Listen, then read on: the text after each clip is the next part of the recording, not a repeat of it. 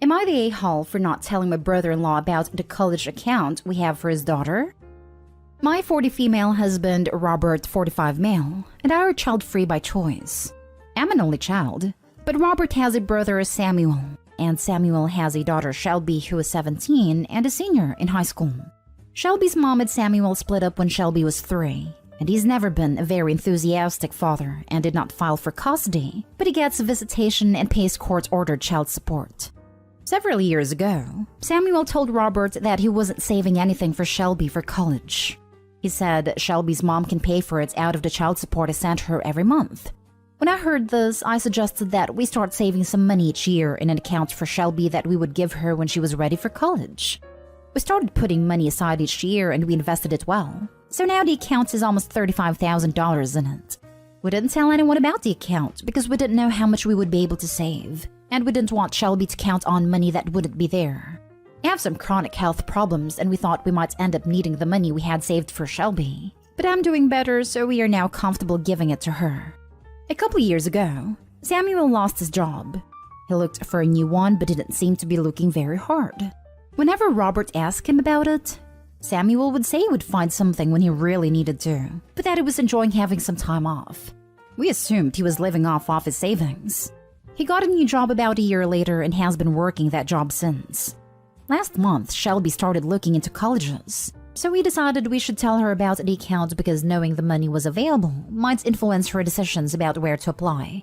Shelby was very excited, but Samuel hit the roof. He called Robert and screamed at him about how he could really have used that money to pay his child support while he was unemployed. Then Robert's mom called and started screaming too. Apparently, Robert's parents were actually making Samuel's child support payments while Samuel was unemployed, even though they retired and on a fixed income. Nobody ever told us that, and Samuel never asked us for a loan or anything, and he seemed really nonchalant about not having a job. Now Robert feels terrible because his parents spent a bunch of money on Samuel while he had $30,000 in a savings account. He says we should have told them about the account and offered to help Samuel out. I pointed out that we didn't know for sure that we wouldn't need the money until recently, and that Samuel could have gotten a job to make ends meet rather than taking money from his parents. Am I the a-hole? Now for the top comments. Not the a-hole. That money's for college, not child support. I'm shocked how everyone is giving the brother-in-law a pass for being a deadbeat dad, and nobody's praising you for giving the poor child an opportunity for a better future. Yeah, and his parents paying it too. While he was enjoying having some time off. If Opie had shared that they had this money and shared the money, then his brother would have just taken longer to find a job because he wouldn't have felt he really needed it. You know what that waste of space would have done? Still take money from his parents and squander that poor child's college fund. Not today, hole. You and your husband are not responsible for his brother. It is not your husband's fault his parents were covering child support payments. They should be mad at your brother-in-law because he was so nonchalant about not having a job. It is unfortunate for them, but not in a way you and your husband's fault. No kidding. They attacked the responsible son at Opie who did a lovely thing for their granddaughter, instead of the deadbeat son who apparently was fine with his parents taking on his responsibilities. You wonder if mother-in-law/father-in-law enabled Samuel his whole life. This is messed up. Opie and husband sound like the responsible kind of people in this family. Glad Denise has them. Not today, hole. Sounds like mother-in-law was enabling brother-in-law's lack of need to find a job. She does tend to enable him. I was really surprised when I heard they were making his child support payments. I could understand if Samuel really couldn't find a job, but there always seemed to be jobs available in his field, and he really didn't seem to be looking very hard. Next story. Am I the a-hole for no longer handing my son his allowance after I found out my husband's been taking it? My son, 10, recently started receiving allowance from me since his dad is unemployed, and also because my son likes to have his own money to spend on stuff he wants. The problem is that I discovered by accident that my husband has been taking the money from our son to buy his own stuff, like cigarettes or a drink. He'd approach our son whenever he has money and tell him he'll buy him what he wants, but ends up spending the money on something else. Something for him, not our son. Our son obviously cannot drive by himself and buy his own stuff, so my husband offers to buy stuff for him using, of course, his allowance. I'm a nurse working long shifts most of the time, so I'm not always home. Every time our son wants something, my husband would be like, "Hey bud, you want a few bags of Doritos for you and the other kids? I'll stop by supermarkets and get them for you then." That would be X amount. Then our son gives him the money but never receives his Doritos. Rinse and repeat. This went on for 2 months until my son told me. Turns out my husband asked not to tell mommy because she'd get mad at him and he'll be in trouble, and promised to get him his stuff, but he never does. I had a big fight with my husband about it, but he said it wasn't a big deal since he always ends up getting our son the stuff he wants 99% of the time. He told me to consider this as gas money since he drives a number of kilometers to the supermarket to buy what our son wants. I shamed him for taking advantage of our son and taking the money that was meant for him, and said he was acting like a thief, but worse when stealing from his own son, and then said I wouldn't be handing our son any allowance anymore. And my husband said I was overreacting and punishing our son for no reason. I said I'll handle our son's needs from now on, but he argued that I can't when I'm busy working all the time. I said it was none of his business and walked out the room. He kept nagging me saying my son will resent me if I stop handing him money, but I refused to engage any further in the argument and guilt tripping. He keeps calling me heartless and financially controlling to take away the allowance. Am I the a-hole? Not the a-hole, and I think your problem is way deeper than the allowance issue.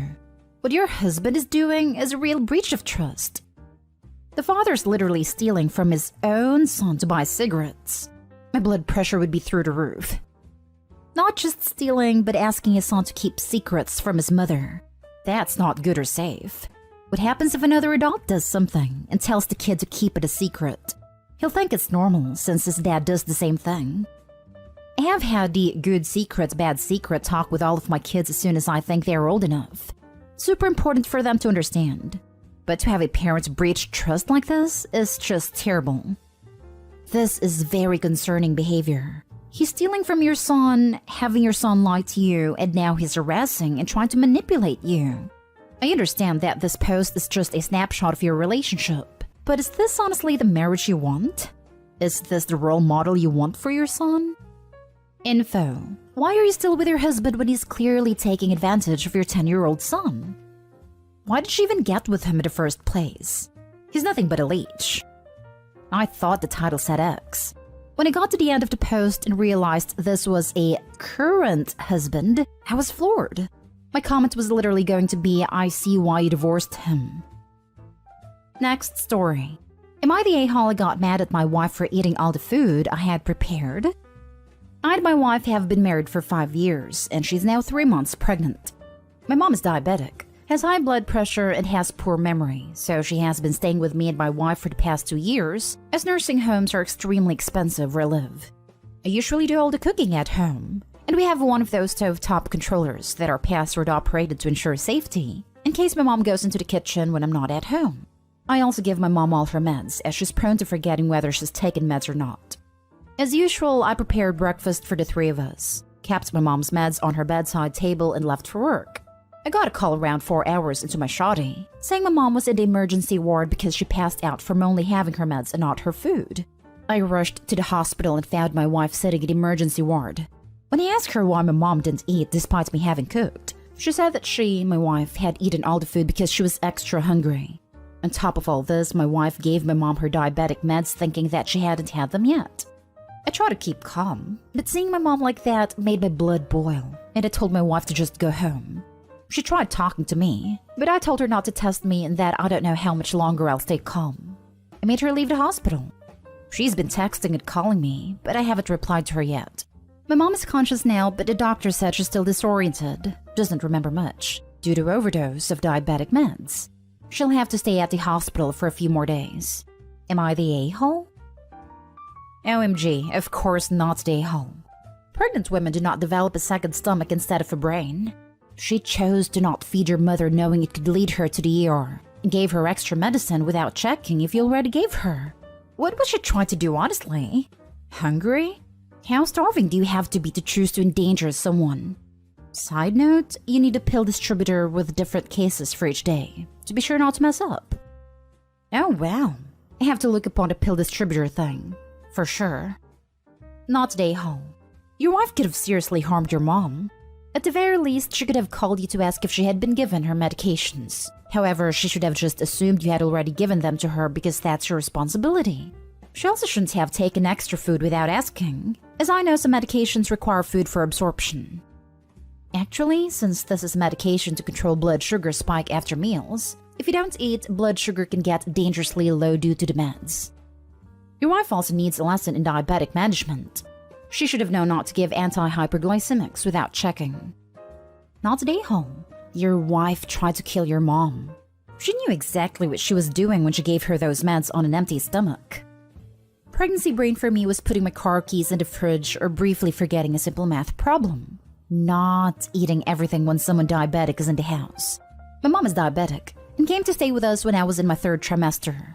Shockingly managed to mix up laundry detergent and fabric softener, but didn't eat all of the food.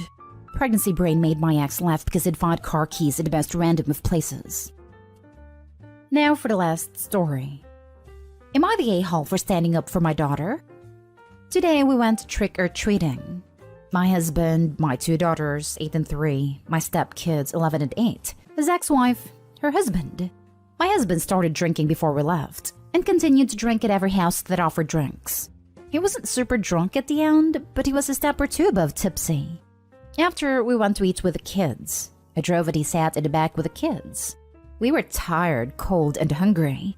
He was being obnoxious and messing with the kids. I couldn't see, but I just heard my 8-year-old, who is not his bio child but has called him dad since she was 4, telling him to stop, and she was getting upset. I told him to leave her alone. My daughter started crying and I snapped at him and told him to stop, and that the kids shouldn't be crying in order to get him to stop. We ate and all was good, but when we left, he started back up again. My daughter started crying and I yelled at him to stop acting like a freaking child. Respect your kids when they say stop. He said, I'm just having fun. He has a history of having fun at the expense of the kids. I said, you can't torment them and say you're just playing when you're the only one having fun. She doesn't like it, so stop. When we got home, he told my daughter that she needs to go to her room until she calms down. I told him she doesn't need to because she's not going to be punished for his behavior. He started on her, telling her all types of stuff about how she's a wimp, a crybaby, too sensitive, needs to toughen up, and that it's your mom's fault for cuddling you. She's raising a participation trophy brat. He was telling her he's trying to teach her to be tough, and she defended herself and yelled, "You're not teaching me anything. You're just tormenting me and trying to make me feel like being sensitive is bad." I stood up for my daughter. I told him he was out of line and he was not going to name-call my child. He tried to tell her it was her fault that we were arguing, and I told him it was his fault. We've been discussing him adopting her, and in the privacy of our bedroom, I told him he was not adopting her because of his behavior. I went to the living room and said, "I'm never adopting you because you're a wimp." Daughter went to her room crying and I went to go to comfort her. I came in and gave a half-baked apology with excuses, blamed me for arguing with someone who is drinking, and thinks I'm wrong for not having his back from the start. My stepkids told him he was wrong. Then he gave a better apology, but it feels too late. He says he doesn't know how to play with her because she doesn't like his ribbing and always cries. I told him he has had 5 years to figure out how to bond in a way that she likes, and he's selfish for thinking that it's his way or no way. My daughter is still hurt. I'm still hurt. My stepkids are hurt, and he still thinks if I would have just told her to stop being a baby, it would have never gotten this far. He thinks I'm the a-hole, not him. Now for the top comments before reading the little update. Why are you with this monster? He is abusive as heck. He should never be alone with your children ever. You need to look out for the best interest of your children. Take your kids and go. You are not wrong for defending your child. You are the a-hole for putting her in this position with your life choices that directly involve the mistreatment of your children. She says he's had 5 years to bond with her daughter, which means Opie has had those same 5 years to realize what a complete jerk he is to her daughter and is still keeping him around. Sounds like he's been like this for 5 years, and Opie just assumes he's going to change? Opie, you're the a-hole. Your daughter needs out from this situation right now. It's long past due. Everyone sucks here, and I'm not quite sure why people are cuddling you with NTAs and NAHs. So this is it? This is the grand consequence to that crap trophy night? He was heavily drinking when he was on an activity with his children. He was repeatedly antagonizing your child to the point of tears even after being told off, and tried to punish her for the reaction to his harassment. After he was told off by you, he sought your daughter out for the express purpose of verbally and psychologically mistreating her with insults and name-calling. And when told he wouldn't get to adopt her because of behavior like this, he sought her out again to emotionally mistreat her some more. And not only are you telling us that this is just the worst instance of years of him amusing himself by mistreating the children, he is still doubling down on blaming and name-calling your daughter now he's sober again. And your response is running to Reddit to ask a bunch of strangers if you're an a-hole because you dared to defend her while this was going on? AKA the barest minimum one would expect of a mother. Shove your butt off of Reddit and start drawing hard lines. That guy needs to see a therapist. Your daughter too, if that's how he treats her. Because that's hardcore awful what he's doing. He needs to work through his behavior, which is horrible and not a dad persona, and change his acts real quick under guidance, or you need to remove your children from his influence. Him getting to stay in their life as their in-house tormentor and mistreat them some more but without being their adoptive father is not an acceptable deterrent or consequence. He can make active, measurable steps to change, or he can be removed from the equation. Now for the little update. I've read every single comment on this post and every DM. As I said, this was an eye-opening moment for me. I sent this post to my husband with the hope that it will open his eyes to see that it's time to break the cycle of awful behavior with professional help. I can't fix him. Otherwise, yes, this will be a deal breaker, and this will be the hill for my marriage to die on. I'm sorry I'm not understanding where everyone is getting the idea that he's treated her this way for 5 years. He's been in her life for 5 years. This is the first time anything like this has ever happened. He can be irritating and obnoxious. I'd have had to remind him when to back off with the teasing of all 4 kids, and he's backed off. That's as far as the history goes. But the damaging things he said last night is not the norm in our home. This is not me defending him. This is me saying no, I've not sat back for 5 years while my daughter is verbally and emotionally mistreated. He's normally a loving dad and our kids adore him. But the incident last night was the first of its kind, and it was one too many.